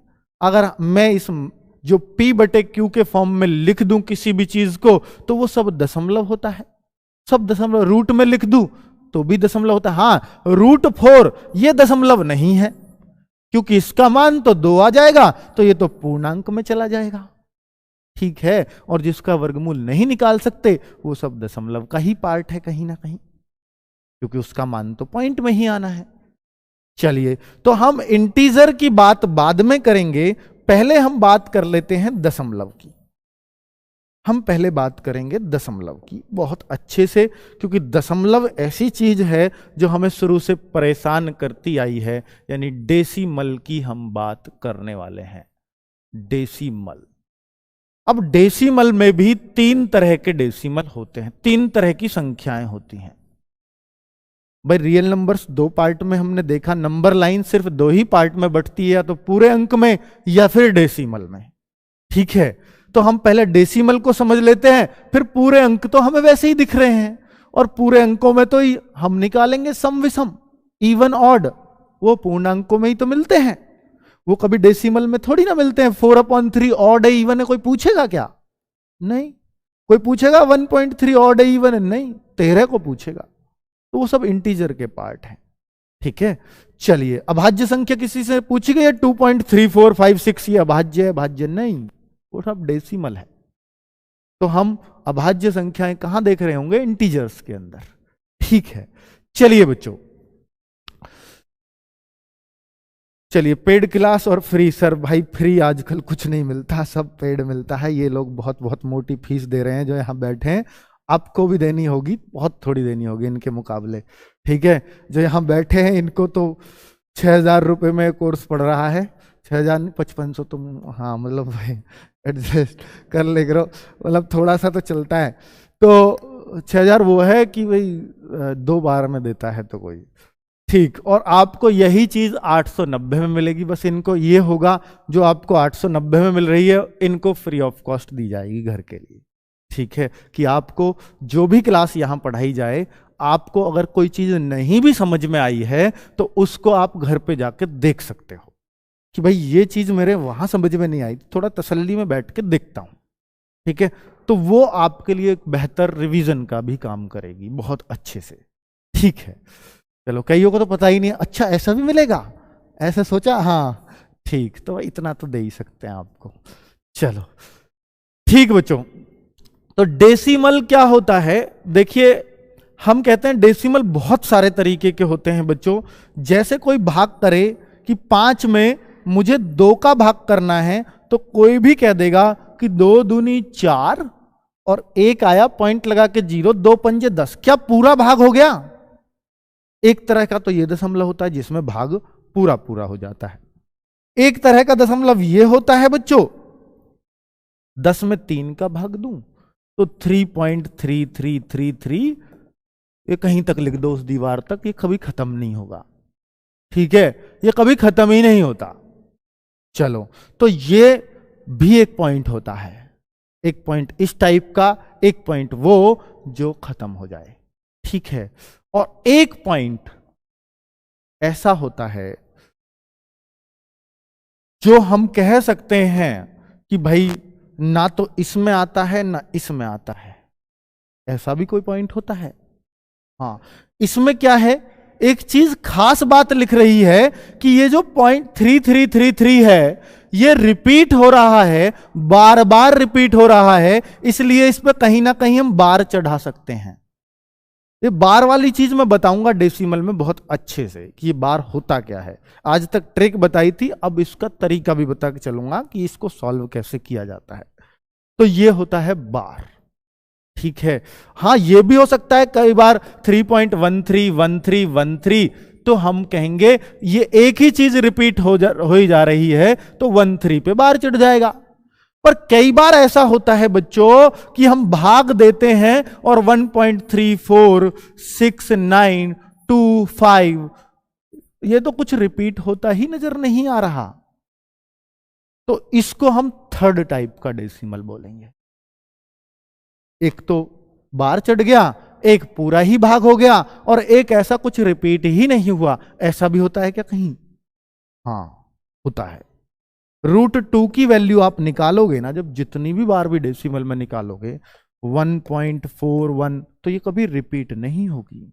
तो एक टाइप का डेसिमल ये है। इसी में से ही मैं आपको परिमेय या परिमेय निकाल दूंगा, आप देखेंगे तो यहीं से मैं निकाल दूंगा कि परिमेय यानी रेशनल और इरेशनल क्या होते हैं। ठीक है, तो आप बहुत अच्छे से समझ रहे होंगे। तो क्या ये बात सबको समझ में आ गई बच्चों? बताइए कि भाई ये बात कि 3 तरह का दशमलव कैसे हुआ, ये 3 तरह का दशमलव कैसे हुआ, उम्मीद है समझ में आ गया होगा। तो अगर मैं इसको बोलूं, इसको जो मैंने पहले टाइप का बताया था टर्मिनेटिंग, ये डेसिमल है, टर्मिनेटिंग डेसिमल। ठीक है, टर्मिनेटिंग डेसिमल को बोलते हैं हिंदी में शांत दशमलव।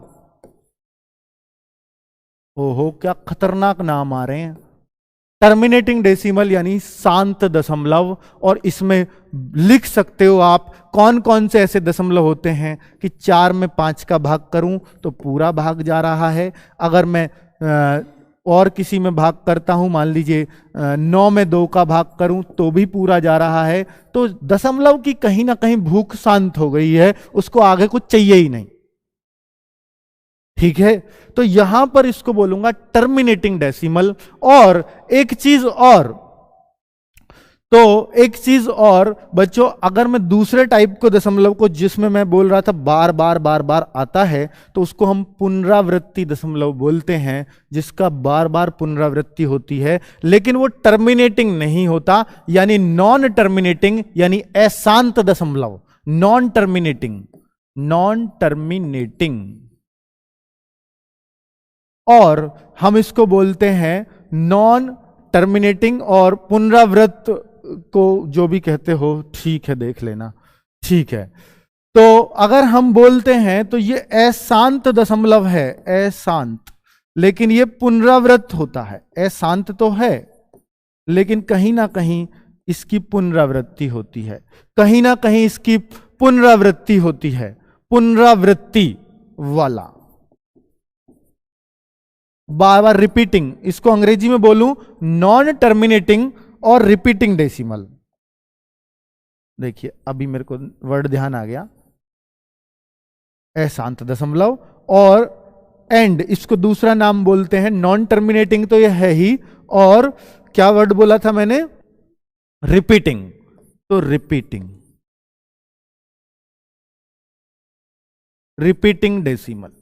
रिपीटिंग डेसिमल, नॉन टर्मिनेटिंग लेकिन रिपीटिंग। नॉन टर्मिनेटिंग तो होगा, अशांत तो होगा, शांत तो ये होगा ही नहीं कभी, लेकिन रिपीट हो रहा होगा। तो जैसे मैंने आपको बताया कि 10 में अगर 3 का भाग दूं तो 3.33333, और इसी का क्यों दूं, और भी अगर आपको कोई भाग देना है कि 25 में 6 का भाग अगर मैं करूं तो ये भी कहीं ना कहीं 6 चौके 24, फिर 10 बच जाएगा, 10 बच जाएगा, तो फिर 6 कम 6, फिर 4 बच जाएगा, 6 6 36, फिर 4 बचेगा, 6 6 36, फिर 4 बचेगा, तो ये 6 6 लगातार चलेगा, तो मैं कहूंगा 4.16 रिपीट हुआ है, सिर्फ 1 रिपीट नहीं हुआ। इसके ऊपर बार चढ़ाया तो हम कहेंगे कि ये भी कौन सा दशमलव हुआ, कि ये भी शांत कहां हुआ, शांत हुआ ही नहीं, इसको शांति मिली ही नहीं, लास्ट तक जाते जाते भूख बढ़ती ही इसकी चली गई। तो भाई हम इसको बोलेंगे ये रिपीटिंग तो है लेकिन नॉन टर्मिनेटिंग है।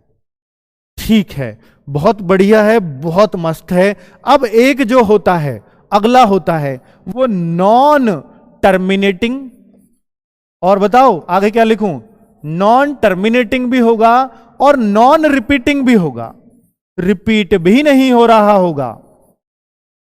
ऐसा भी होता है, बताया तो होता है, शुरू में ही एग्जाम्पल दे दिया था बहुत सारे। क्या देखिए, बहुत सारे बच्चों, अगर मैं बोलूं कि भाई √2 इसमें ही आएगा क्या, √3 इसमें ही आएगा क्या, √4 नहीं नहीं, √4 तो इंटीजर में चला जाएगा, डेसिमल भी नहीं है वो तो। ठीक है, तो √3, √5 ये सारे कहां आ रहे होंगे, जो नॉन टर्मिनेटिंग भी है, नॉन रिपीटिंग। और एग्जाम्पल अगर ऐसे दूं तो 1.63, 2, 4, 1, 6 ऐसे, मतलब रिपीट ही ना हो कहीं, तो उस टाइप के डेसिमल्स को, मतलब आपका वो 6 रिपीट हो गया, नहीं नहीं, ऐसा थोड़ी एक बार 6 आया, हो सकता है आगे आए ही ना, ये कोई बात नहीं है, वो एक सा ही दिखे, 6, 3, 2, 4, 1 आगे फिर से पूरा लिखता तो हम कहते होता। यहां 7 लिख दो अगर आपको इस 6 से ही दिक्कत है तो ये है non terminating non repeating decimal. बच्चों उम्मीद है आपको बहुत अच्छे से ये बात समझ में आ गई होगी कि नॉन रिपीटिंग क्या है, नॉन टर्मिनेटिंग क्या है, अशांत क्या है, शांत क्या है, और अशांत भी हो और पुनरावृत्ति भी ना हो तो वो थर्ड टाइप का डेसिमल कहलाता है। और बच्चों अगर मैं आपसे पूछूं कि देखिए एक पाई होता है और एक होता है बच्चे 22/7, क्या पाई 22/7 के बराबर है? नहीं, लगभग बराबर है। कभी भी पाई का मान 22/7 होता ही नहीं है, पाई का मान मान लिया जाता है कि ये 22/7 है। पाई का फिर क्या होता है, पाई का मान तो बच्चों 3.14 कर करके कुछ, हालांकि इसका भाग देखिए यही आएगा पर ये भाग वो नहीं है, इसका मान तो कुछ अलग ही आते हैं, और इसके मान तो आप 10,000 भी लिखोगे कहीं रिपीट नहीं हो रहा होगा। ठीक है, ये तो रिपीट हो जाएगा कुछ देर बाद ही, आप 22 में 7 का भाग दोगे, ज्यादा से ज्यादा 6 बार अलग होगा, 7वीं बार बेचारा वहीं आ जाएगा। ठीक है, पर ये वो वाला मान नहीं है, इसके मान तो 10,000 तक लोग रटते हैं और मेमोरी किंग कहलाते हैं इसके मान को रटने वाले तो। ठीक है, ये तो रिपीट हो जाएगा बेचारा अभी। तो कुल मिलाकर के हम ये कह सकते हैं कि वो जो पाई है वो अलग चीज है और ये पाई अलग चीज है, अर्थात पाई का मान लगभग 22/7 के बराबर होता है। पाई तो खुद कभी भी रिपीट होता ही नहीं है, एक्चुअल मान पे जाओगे तो पाई जो आएगा वो किस में आएगा और 22/7 किस में आएगा, अगर आपको बताना है तो बताइए बच्चों। देखिए ये अगर भाग दोगे 22 में 7 का भाग बच्चों करके देख लेना कैलकुलेटर से भी, 3.14, तो कहीं ना कहीं रिपीट होना शुरू हो जाएगा, तो रिपीटिंग में आएगा 22/7, और पाई किस में आएगा, इसमें आएगा, नॉन रिपीटिंग नॉन टर्मिनेटिंग। अब मैं आपसे बोलूं कि बच्चों ये जो दोनों चीजें होती हैं, ये और ये, इसी को हम परिमेय बोलते हैं। बात समझ लीजिए, रेशनल नंबर इन दोनों को मिला के बोले जाते हैं और इर्रेशनल ये बोले जाते हैं। इर्रेशनल का एक्चुअल मैंने पूरी परिभाषा खोल के आपको समझाई है कि रेशनल ये दोनों मिला करके हैं, मतलब ये भी रेशनल है, ये भी रेशनल है, क्योंकि ये कहीं ना कहीं P/Q फॉर्म में लिखा जाता है और ये भी P/Q के फॉर्म में लिखा गया है, उसी को तो रेशनल बोलते हैं। इनको तो कोई P/Q के फॉर्म में लिख ही नहीं सकता, क्योंकि जब तक रिपीट नहीं होगा P/Q के फॉर्म में कभी आ ही नहीं सकता, इसलिए ये इर्रेशनल है। ठीक है, तो इसको हम इरेशनल बोलते हैं। ये दोनों, ये भी रेशनल है और ये भी रेशनल है, यानी ये भी परिमेय है, ये भी परिमेय है, ये अपरिमेय है। ठीक है, तो मैं अगला पार्ट जो करने वाला था डेसिमल्स का वो यही था कि परिमेय और अपरिमेय, यानी डेसिमल का जो अगला पार्ट था वो यही था बच्चों, परिमेय और अपरिमेय। डेसिमल तीन तरह के मैंने आपको समझा दिए कि क्या क्या होते हैं, और डेसिमल को ही हम कह सकते हैं कि परिमेय और अपरिमेय कौन कौन से होते हैं, इन्हीं में से छटते हैं, यानी रेशनल और इरेशनल, परिमेय और अपरिमेय डेसिमल के ही पार्ट हैं। यानी जिसको P बाई Q के फॉर्म में लिखा जा सके उसी को हम परिमेय कहते हैं, और जिसको P बाई Q के फॉर्म में नहीं लिखा जा सकता उसको हम क्या कहते हैं, इरेशनल कहते हैं, जो P बाई Q के फॉर्म में नहीं लिखे जा सकते, के फॉर्म में न लिखे जा सके। ये कहीं आप नोट करते रहना, नोट्स बनाते रहना, न लिखे जा सके, क्योंकि हर बार बच्चों वीडियो नहीं देखी जाएगी, इसलिए इसके नोट्स प्रॉपरली बनाते रहना। तो अपरिमेय क्या होते हैं, उम्मीद होगी कि आपको समझ में आ गया होगा, क्योंकि बच्चों अगर मैं कुछ भी लिखूं 3.14 कहीं भी मैं बार लगा दूं तो बार क्या होता है, दूसरे टाइप का दशमलव जो मैंने बताया था कि अशांत है, लेकिन अशांत तो है लेकिन रिपीटिंग है। तो कहीं ना कहीं बार वालों को बच्चों मैंने सिखा रखा है P बाई Q के फॉर्म में कैसे लिखते हैं, कि इसको बटे वाली संख्या में कैसे बनाते हैं, मैं आपको बता देता हूं। ये मैं आगे बताऊंगा। 314 माइनस 31 बटे इसका अगर बोलूं तो 90, ये इसको अगर मैं घटाऊंगा तो ये इसका P बाई Q फॉर्म आ जाएगा। हर बार वाली संख्या का P बाई Q फॉर्म होता है, हर बार वाली। ठीक है, ये इसका P बाई Q फॉर्म है। ये कैसे आता है इसको मैं आगे सिखाऊंगा, वो बात अलग है। ठीक है, तो हम क्या कह सकते हैं कि ये बार वाले भी किस में आते हैं, परिमेय में आते हैं, और कोई भी पॉइंट वाली संख्या परिमेय में आती है। और बच्चों कोई भी अगर पॉइंट, अगर मैं बोलूं सिर्फ 4 ही है आपके पास, सिर्फ 4, तो क्या ये परिमेय है या नहीं है? तो बिल्कुल है, क्योंकि बच्चों 4/1 लिख सकते हो इसको, तो अब भी तो ये P बाई Q फॉर्म में हो गया, तो 4 भी आपका परिमेय है।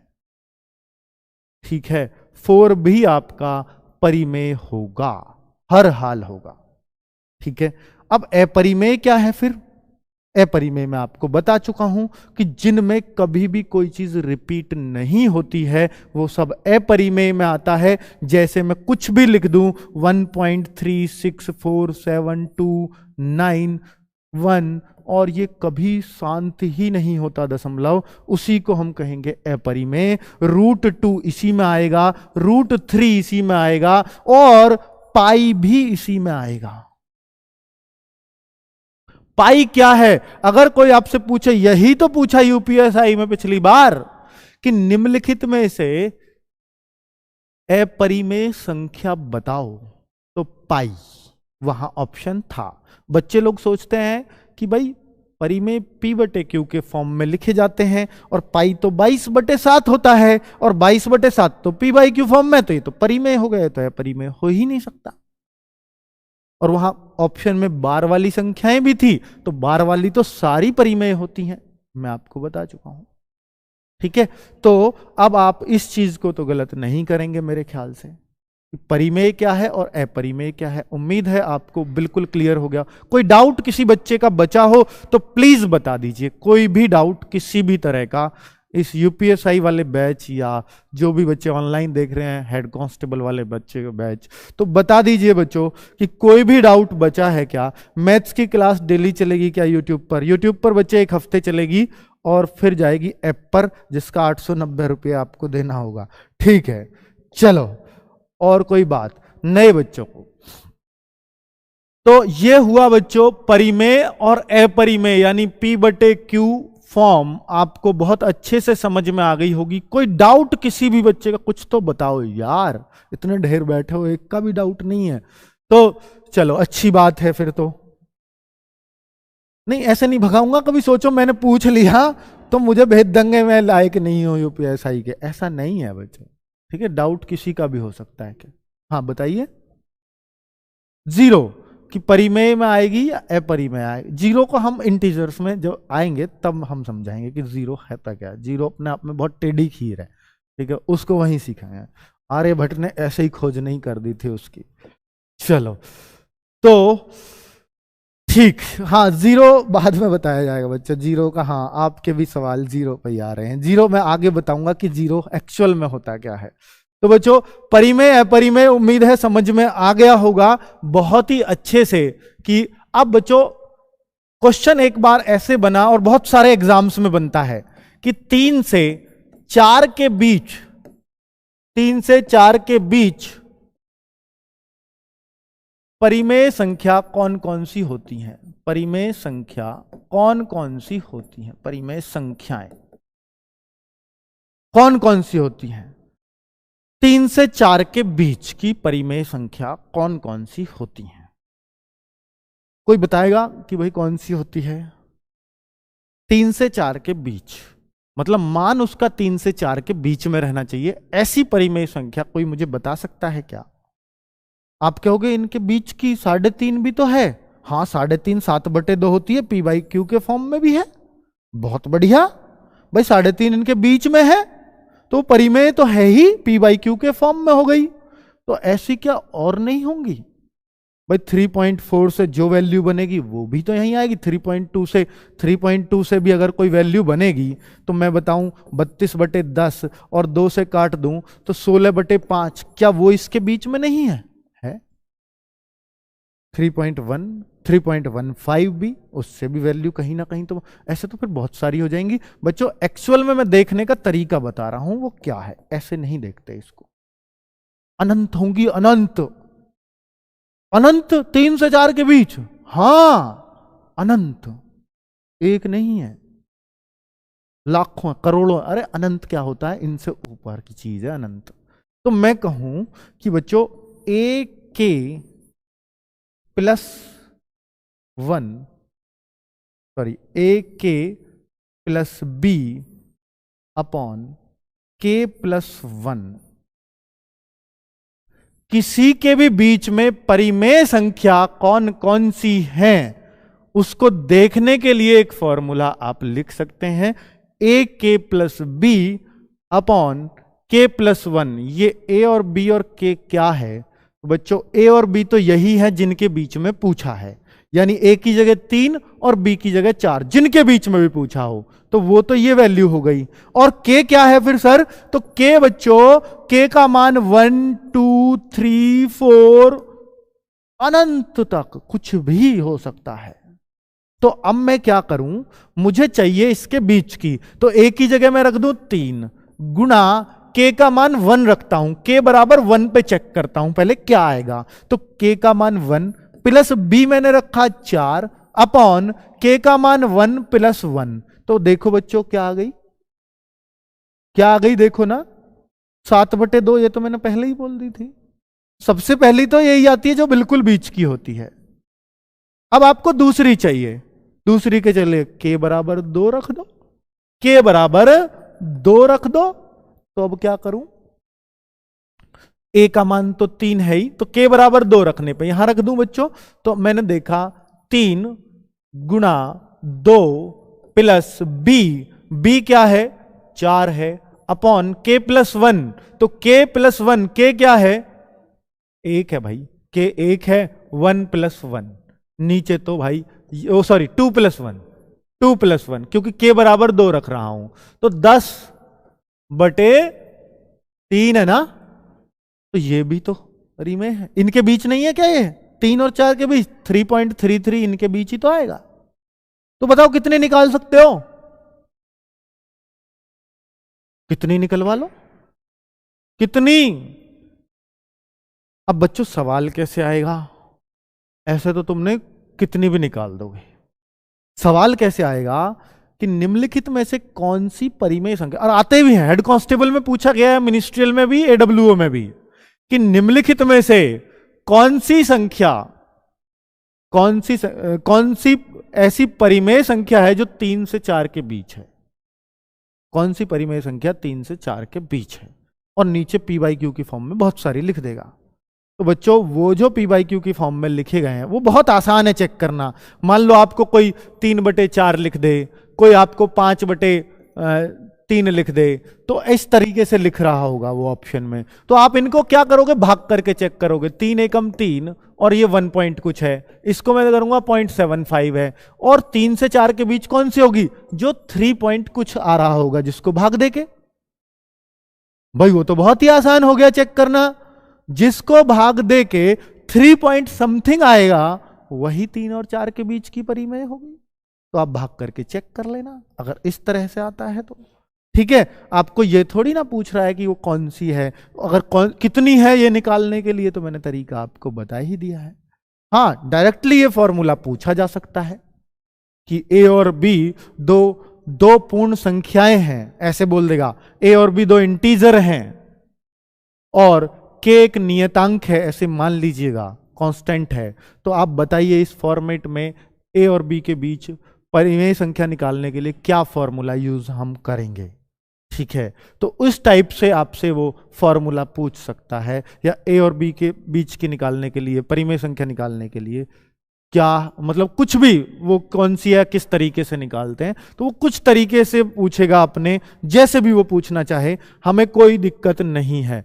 अब बच्चों ये परिमेय तो निकालनी सीख ली, क्या है परिमेय भी ऐसे निकल सकती हैं, अपरिमेय।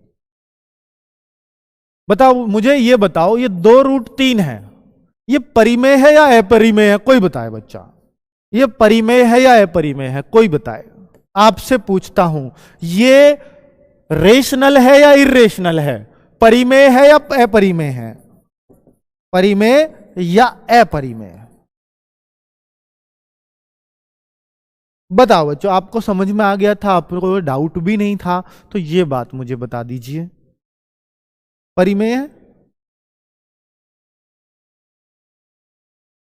भाई एक बात बताओ कि चलो ये 2 आ भी गया बाहर, अंदर की वैल्यू क्या आएगी, 1.73, ये तो पता ही नहीं है कितनी आएगी, तो जब 2 की उसमें अंदर मल्टीप्लाई भी करेंगे तो वो भी तो अलग अलग ही आएंगे सारे अंक, तो ये तो अपरिमेय में चली गई। परिमेय तो पी बाई क्यू के फॉर्म में तो लिख ही नहीं सकते, तो भाई अपरिमेय ही है सब। ठीक है, परिमेय तो सिर्फ रूट में वही होती है जिसका वर्गमूल आ सके, ये है बस परिमेय, और कोई परिमेय नहीं है, चेक को कैसे भी लिख के दे दे हमें। ठीक है, बात समझ में आ गई। तो ये भी क्या है, अपरिमेय ही होगी, परिमेय नहीं होगी, इरेशनल ही होगी। उम्मीद है आपको बात समझ में आ रही होगी बहुत अच्छे से। तो बच्चों मैं आपसे पूछना चाह रहा हूं, 3 व या 2 व 3 के बीच की अपरिमेय संख्या बताओ, के बीच की अपरिमेय इरेशनल नंबर बताओ, अपरिमेय संख्या बताओ।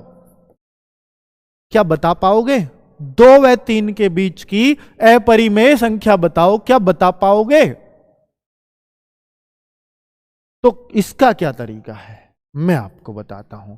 इसका फॉर्मूला होता है, अगर ए और बी 2 इरेशनल, 2 नंबर हैं, ए और बी 2 नंबर हैं, तो उनके अंदर अंडर रूट ए बी कर दीजिए, बस ए बी कर दीजिए, तो वो यानी 2 गुणा 3√6, ये हो गई इसके बीच की अपरिमेय संख्या, बस।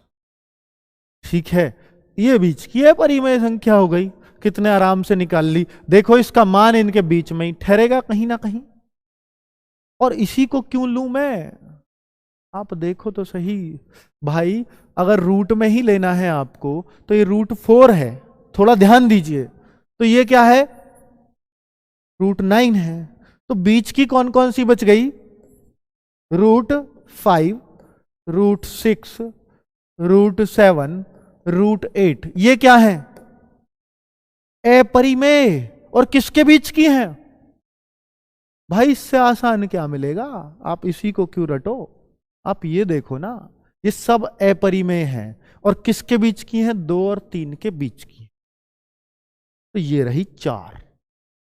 ठीक है, और 4 ही क्यों होंगी, और भी हो सकती हैं जो बाहर आ जाता है जिनमें, ठीक है, इस टाइप की और भी बन सकती हैं। तो ये मत सोचो कि सिर्फ ये 4 होंगी, बहुत सारी आ सकती, ठीक है। तो कुल मिलाकर के ये मान तो निश्चित रूप से बच्चों ऐसे पूछे गए हैं सवाल कि 2 और 3 के बीच की अपरिमेय संख्या बताओ कौन सी है, तो भाई ये सारे रूट रखे मिलते हैं, वहां कोई सा एक आएगा ऑप्शन में, ठीक है। आपको पहचान लेना है बड़े आराम से। तो आप कोई सा भी बता दोगे। कोई आपसे पूछे 4 व 6 के बीच की अपरिमेय कौन सी बनेगी, तो 4 है बच्चों √16 और 6 है √36, तो यानी √17, √18, √19, √25 को छोड़ के, ये याद रखना, √25 अपरिमेय नहीं है। कोई पूछे तो देखो बच्चों, ये सारी इसी के बीच में आएंगी, √17 हो, √18 हो, √19 हो, √20 हो। आप क्यों √20, तो सर उसमें तो 5 चौक 20, ऐसा कर लेते हैं 4 पंजे 20, इस 4 का तो बाहर निकल जाएगा, तो 2√5 है, तो 2√5 भी तो अपरिमेय है, उसमें क्या दिक्कत है, ठीक है। तो इस टाइप से सब हम कह सकते हैं कि अपरिमेय हम ऐसे निकाल सकते हैं किसी के भी बीच की बहुत ही आराम से। चलो बहुत सही बच्चों, ये अब आप देख सकते हो कि भाई हमने यूपीएसआई के मैथ्स में परिमेय अपरिमेय को ऐसे क्लियर कर दिया है कि भाई पोछा लगाया है खूब अच्छे से। तो ये परिमेय अपरिमेय आपको उम्मीद है कभी परेशान नहीं करेंगे। किसी के भी बीच का परिमेय पूछे हमसे, किसी भी के बीच का अपरिमेय पूछे हमसे, तो उम्मीद है कि आपको ये सवाल कभी परेशान अब आगे तो नहीं करेंगे, ठीक है। और कोई बात, कोई उम्मीद हमसे हो तो ज़रूर बच्चों कमेंट में आप लोग बताइएगा। जो भी आप हमसे उम्मीद रखते हैं, आपकी उम्मीदों को कभी दरकिनार नहीं किया गया। बच्चों ने बोला सर आज़ाद बैच वालों के लिए कुछ तो सस्ता कर दो, हमने इतना सस्ता कर दिया कि कोई टेंशन ही नहीं है, 890 छोड़ो, आप 390 दे देना, ये सा कर दिया आपके लिए, ठीक है भाई। और ये पेमेंट का ऑप्शन आपके हो तो आज ही खुलवा दूं अगर मज़ा आ गया हो क्लास में, ठीक है। चलो, और मतलब ये यूट्यूब पे तो रहेंगे 3-4 क्लास तो डेमो के लिए बच्चों रहेंगी। और जो लोग यहाँ बैठे हैं और ये बाहर के कितने लोग हैं जो यहाँ से नहीं है, सिर्फ रूम लेकर के रह रहे हैं दूर दूर से, ऐसे कितने लोग हैं जो रूम लेकर के यहाँ रह रहे हैं? अच्छा, काफ़ी बच्चे हैं, ठीक है, सही है बच्चों। बहुत सारे बच्चे हैं, लड़कियां भी हैं जिनमें कि जो रूम रेंट पर लेकर के स्पेशली पढ़ने के लिए आए हैं। तो भाई बहुत तगड़ा आपका डेडिकेशन है, और मैं कहूँगा कि आपको ये फीस भी 5,500 बड़ी कम लग रही होगी, क्योंकि आपको 5,000 तो वहीं महीने के देने पड़ते हैं खाने पीने के, ठीक है, खाने पीने रहने के। तो मतलब ये लगा लो कि आपको तो ये बैच, क्योंकि अगर 4 महीने रह गए तो 20 और 6,000 हमारा ये 5, 5,500-6,000 जो भी है, तो 25-30,000 में जाकर पड़ेगा। कुछ तो और भी 200-400 तो खर्च होते ही हैं किराए भाड़े में। तो भाई कुल मिलाकर के तो आपके लिए तो घर वाले जो है ना वो ये कह रहे होंगे कि 30,000 हमने तो अंकित भाटी को दिए हैं, उसे ये नहीं पता कि भाई मैं हॉस्टल मेरा नहीं है और वो नहीं, और उनका कहना गलत नहीं है, ठीक है, वो तो उनकी जेब से तो गया है, और पढ़ाई के लिए ही आप आए हो, तो अंकित भाटी के चेहरे पे यहाँ आए हो, ठीक है। तो भाई सीधी सी बात है कि आपको तो औरों से ज्यादा मेहनत करनी चाहिए जो बाहर के लोग यहाँ रह रहे हैं, क्योंकि आपने घर वालों का बहुत ज्यादा खर्चा करवाया है, ठीक है। और जो ऑनलाइन घर बैठ के पढ़ रहे हैं उनको बड़े सस्ते में मिल रहा है, वो उतना ही कम सीरियस इस बैच को लेंगे, ठीक है। 890 रुपया क्या ऐसे उड़ा देते हैं हम, तो एक हॉल में फिल्म दिखा लाई, दूसरे दोस्त गेल तो हो गए पूरे 890। तो मतलब उनको कई बार ना पैसे चीजों को सीरियस बनाते हैं। वो आपके पैसे बहुत कम खर्च हों तो आपको चीजें उन पर ध्यान ही नहीं जाता, आपके बहुत ज्यादा खर्च हो तो कहीं ना कहीं आपको माइंड जाता है यार इतने पैसे मैंने खर्च किए हैं, कुछ तो मैं करूं। तो ये भी होता है, मतलब महंगे बैच के फायदे भी हैं, वैसे नुकसान तो है कि भाई पैसा जा रहा है, पर अच्छी चीज पे जा रहा है तो वो कोई बुरी बात नहीं है, अच्छी चीज के लिए आपने पैसा इन्वेस्ट किया है, ठीक है। तो ज्ञान के लिए इन्वेस्टमेंट कभी भी बुरा नहीं होता, पर बशर्ते उसमें रिजल्ट आपको दिखाना ही पड़ेगा, ठीक है। जिस रिजल्ट के लिए आप यहाँ आए हैं, जिस उम्मीद के लिए करके आए हैं। चलिए, तो अभी आपकी जो रीजनिंग की क्लास चलेगी, क्योंकि बहुत सारा लंबा टाइम मैंने खींच दिया है, तो आप अभी ब्रेक ले सकते हैं 10 मिनट का। अगर आपको जाना है वॉशरूम वगैरह तो होके आ जाइए, अपने आप को थोड़ा सा फ्रेश फील कराइएगा, ठीक।